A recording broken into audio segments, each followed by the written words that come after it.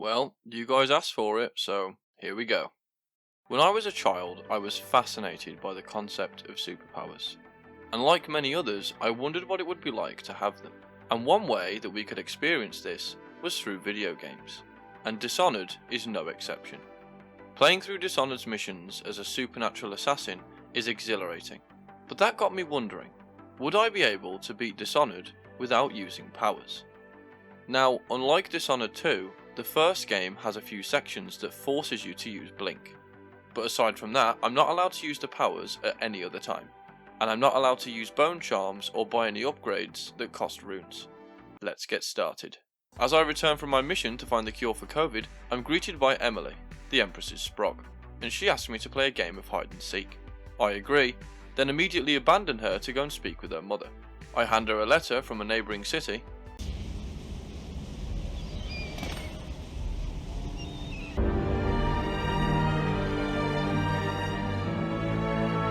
Then after a short tutorial on combat, she gets shish kebabbed by Dowd. Emily gets kidnapped, I get blamed for the murder, tortured and thrown in jail. I grab the key conveniently left in my cell, and now we can get started on the run. Before we fully get into it though, I should state that I'm absolutely awful at the stealth in this game when I can't use the powers. And I only found this out when playing through the run. I shank my way through all the enemies, listen to the Lord Regent's podcast. I don't like them putting chemicals in the water that turn the friggin' frogs gay! Grab the clockwork bomb from the safe, then I get spotted by the guards in the courtyard, so I mutilate them, and immediately get seen right after this by another two guards, so I blow a hole in them. I dispatch these two vertically challenged morons, commit a minor act of terrorism, and make my daring escape. I watch these two idiots get mauled by some rats, and after a repugnant jaunt through some sewage, I grab my new toys, and meet the greatest man in the universe.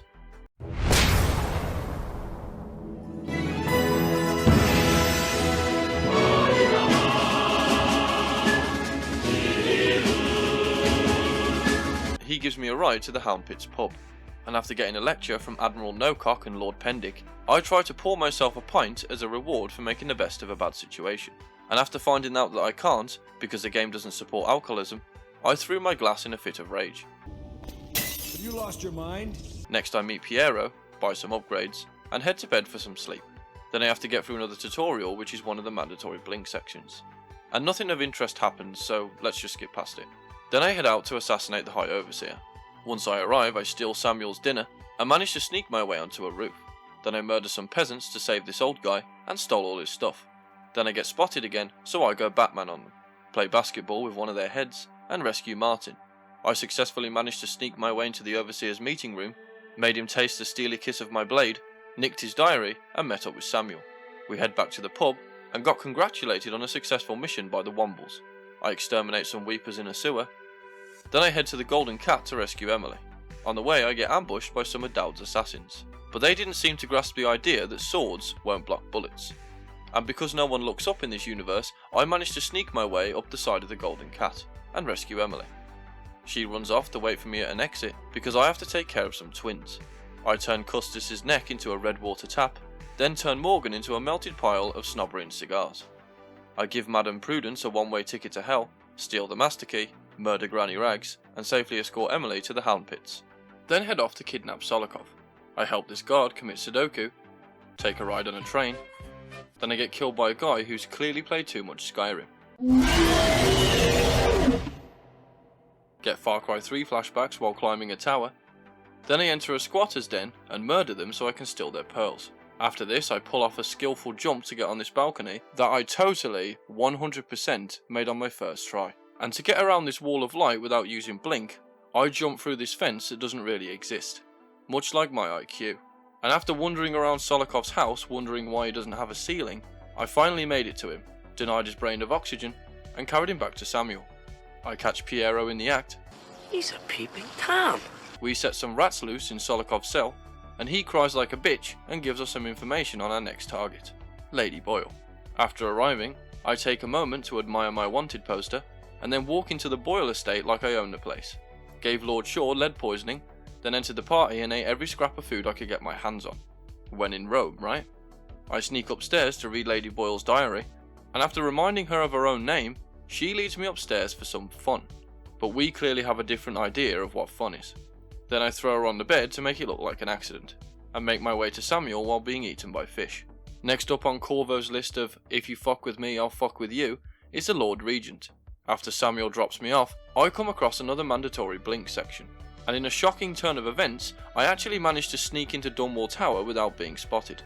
And instead of killing the Lord Regent, I thought that life in Dunwall Prison would be more fitting. So I grabbed the USB from his safe, which for some reason contains an audio recording of all of his crimes, and played it over the speakers. Then head back to the pub to have a celebratory drink, but it turns out I was roofied by the Small Cock Brigade. Samuel saves me because he's a Chad, and I get dumped in a hole by Dowd. I smush a rat with a brick, break the trap door, and I'm forced to use Blink for the third and final time to escape.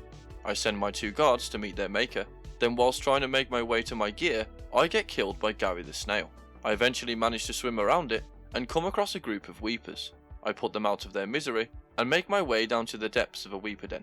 I take them all out with a whale oil tank, grab my shit, eat some food off the floor to regain my health, blow up Gary, and murder my way into Dowd's base. Once I make it into the compound, I get instantly spotted by some assassins. But as the old saying goes, if it ain't broke, don't fix it. So I just shot them again. When I finally make it to Dowd, I tried to silently assassinate him, but I got spotted by him twice, and like a kid that talks back to his alcoholic dad, I got my ass beat. Third time round, I put Dowd's bodyguard into a K-hole, and gave Dowd a tracheotomy. Then whilst making my way through the flooded district, I came across some looters. They didn't attack me, so I assumed they were friendly. Then one of them kicks me in the nuts, so I slaughter them mercilessly. I sneak my way through Rudshaw Gate, and once again I have to go tromping through a sewer. Then I arrive at the Hound Pits, which is now in complete disarray. I tried to sneak into the pub, but I'm as stealthy as a bull in a china shop, so I was spotted immediately. After committing mass homicide, I find out where No Cock went, check out Emily's artwork,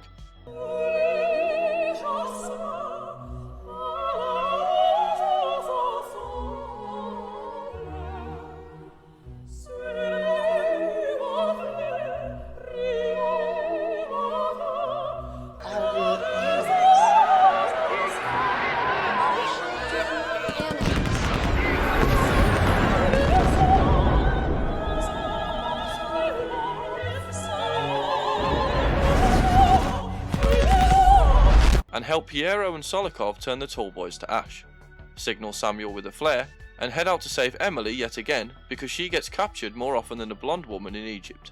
Now this part was tricky. I tried many different approaches to get past the 2 walls of light in this area, and after 30 minutes of fighting off the guards and wandering around trying to find a way, I finally found one. If you swim around the right side of the island, you can find a pipe sticking out from a cliff that you can use to get inside the fort.